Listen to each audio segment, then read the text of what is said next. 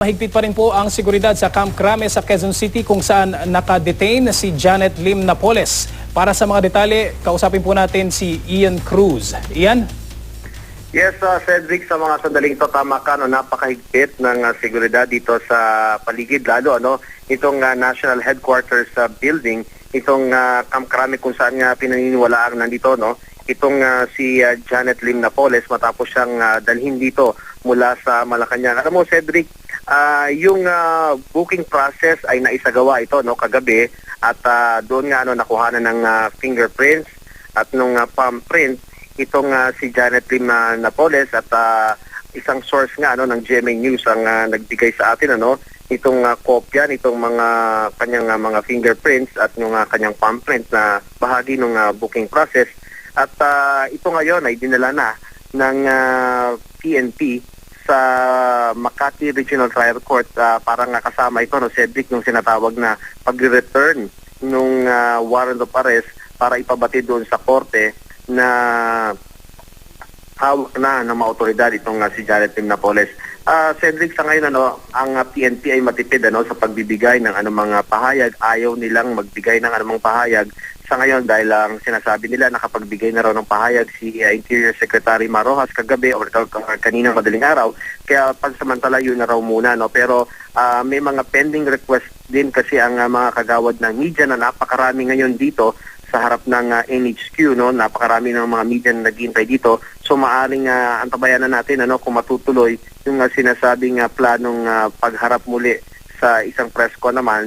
Pero sa pagkakataong ito ay si Chief PNP, si Director General Alan Purisima na raw yung harap dito. Pero wala pang kasiguraduhan yung bagay na yan. So Cedric, yan muna ang latest mula dito sa Campo Crame. Balik sa'yo. Yeah, Ian, nabanggit mo kanina na yung booking process kagabi ginawa. As kung napapanood mo, Ian, monitor nyo, naglabas na rin ng picture o photograph itong Malacanang tungkol dun sa pagpunta o pagpunta ni Ginang Napoles sa Malacanang kagabi. Sa ngayon, alam na naman natin, Ian, isa sa mga inaabangan natin dyan ay yung mugshots nitong si Ginang Napoles. Sa ngayon ba, naipakita na sa mga miyembro ng media? Alam mo, Cedric, yung mugshot, siyempre, kasama sa proseso yan, kapag kinuna ng fingerprints, it's either mauuna yon or magkasunod lamang sila, Pero sa ngayon, Cedric, talagang hindi pa ibinibigay sa atin yung kopya niyan, Kahit yung ibang, yung mismong unit na may hawak nung mugshots na yan, ang pagkakaalam natin, Cedric, ay dinala kasi nila doon nga patungo sa Makati RTC yung kopya nga nung buong set nung booking na yan, kaya hindi nila maibibigay sa atin sa ngayon yung kopya nung tinatawag na mugshot kung saan nga makikita natin yung mukha mismo, yung front tsaka yung side view itong yung side profile nitong si Janet Lim Napoles. Cedric? Ian, nabanggit mo rin kanina na medyo matipid nga itong mga impormasyon na ibinibigay sa atin ng mga otoridad o particularly ng PNP.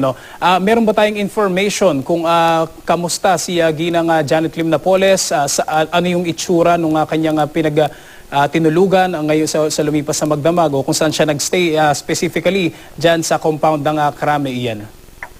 Cedric, alam mo, ang informasyon mula sa aking asset, sinabi niya sa akin na sa isang opisina raw na nagstay itong si Janet Lim Napoles. Siyempre kung opisina yan, masasabi natin baka air condition yan ang kwarto na yan, Pero hindi ko talaga nakita ng personal yung sinasabing kwarto, pero informasyon lamang natin yan mula sa ating mga kaibigan dito sa PNP. Pero ayaw nilang i-disclose in particular kung saan nga yung kwarto na yan, Pero Cedric, definitely nandito siya sa loob nitong Camp Crame. At nga ngayon nga, kanina bago tayo mag-usap sa Himpapawid ay may nakausap din ako na isang pulis. Ang sinasabi niya sa ngayon nga may mga pag-uusap ang ginagawa ngayon doon sa kung saan naroon si Napoles at hindi pa rin alam kung ano nga magiging gagawin sa kanya dahil hinihintay nila yung magiging discretion itong Makati RTC kasi kapag naibalik na Cedric yung warrant, sila na yung may jurisdiction uli kay Janet Lim Napoles. So sila yung magdidictate dito sa mga otoridad kung saan ba siya dadalhin, kung paanong mangyayari sa kanya or kung mananatili ba siya dito sa PNP muna dahil nga sa mga sinasabing banta sa kanyang buhay, baka mas okay siya na nandito muna sa loob ng kampo para maprotektahan niya yung kanyang buhay, Cedric. So sa ngayon, Ian, wala pa mga hint kung saan siya posible, o at least paunang impormasyon kung saan siya pwedeng dalhin, kung saan siya pwedeng i-detain.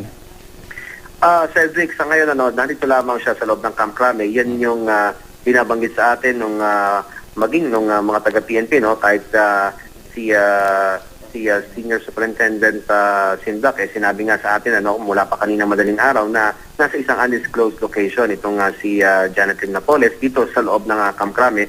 Pero Cedric, yung sinasabi ko nga sa iyo na kapag nagkaroon na ng kapag naibalik na yung warrant doon sa korte, sila ay magkakaroon ng jurisdiction sa akusado na yan na si Napoles dahil nga doon sa kaso niya serious illegal detention, ay sila na magpapasya kung saan ba nila saan nila dadalhin itong si Napoles. Pero syempre marami pang mahabang proseso pa yun, Cedric, dahil may mga nabalitaan din tayo na may moves din ang kampo ni Napoles na para mag-inhibit yung huwes doon sa Makati RTC, pero mahabang proseso pa yan. So may mga ibang hakbang pa silang maaring gawin habang sa buong araw na ito. So sa ngayon ang sinasabi ng PNP, secured itong si Janet Lim Napoles, nasa maayos siyang lugar sa ngayon at pabantayan nilang maigi itong si Janet Lim Napoles habang nandito siya sa loob ng Campo Crame, Cedric. Okay, salamat sa mga detalye at tawagan ka namin ulit para sa mga additional report. Maraming salamat, Ian Cruz.